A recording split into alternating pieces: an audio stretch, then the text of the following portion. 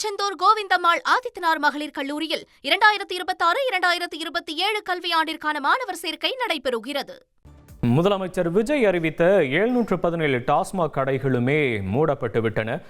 பள்ளிகள், வழிபாட்டு தலங்கள்னு பொதுமக்களுக்கு இடையூறாக இருக்கக்கூடிய 717 டாஸ்மாக் கடைகள் மூடப்படும்னு முதலமைச்சர் விஜய் அறிவித்திருந்தார். இந்த நிலையில் அனைத்து கடைகளுமே மூடப்பட்டு இருக்கின்றன. அதன்படி ஒவ்வொரு கடைகளாக மூடப்பட்டு வந்த நிலையில் சில கடைகளில் பிரச்சனைக்குரிய வகையில் இருந்த நிலையில் தற்போது அத்தனை கடைகளுமே அறிவிக்கப்பட்ட மொத்தம் 717 டாஸ்மாக் கடைகளுமே இன்றோடு மூடப்பட்டு விட்டதாக தற்போதைய முக்கிய செய்தியை பார்த்து கொண்டிருக்கிறோம். கூடுதல் விவரங்களை செய்தியாளர் மணிகண்டன் வழங்க கேட்கலாம். மணிகண்டன், வணக்கம். விவரங்களை பதிவு பண்ணலாம். தமிழ்நாடு முதலமைச்சராக ஜோசப் விஜய் பதவியேற்றதற்கு பிறகு முதல் அறிவிப்பாக, அதாவது அரசு அலுவல் அறிவிப்பாக இந்த 717 டாஸ்மாக் கடைகள் மூடப்படும் என்ற அறிவிப்பு வெளியிட்டப்பட்டிருந்தது. அதாவது பள்ளி, கோயில், அதாவது கல்வி நிலையங்கள், வழிபாட்டு தலங்கள், பொதுமக்களுக்கு இடையூறாக இருக்கக்கூடிய இடங்கள்ல 717 டாஸ்மாக் கடைகளை மூடுவத முதலமைச்சர் உத்தரவு பிறப்பித்திருந்தார். அதன்படி ஒவ்வொரு கடைகளாக மூடப்பட்டு வாரந்தோறும் டாஸ்மாக் தலைமை அலுவலகத்திற்கு ரிப்போர்ட் கொடுக்கப்பட்டிருந்தது.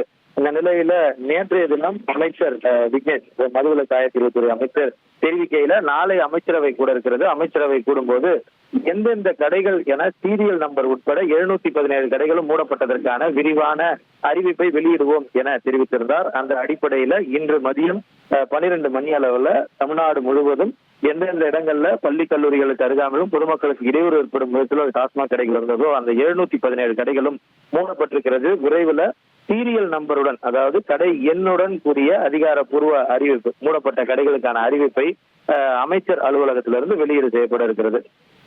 உங்களுடைய விவரங்களுக்கு நன்றி மணிகண்டன்.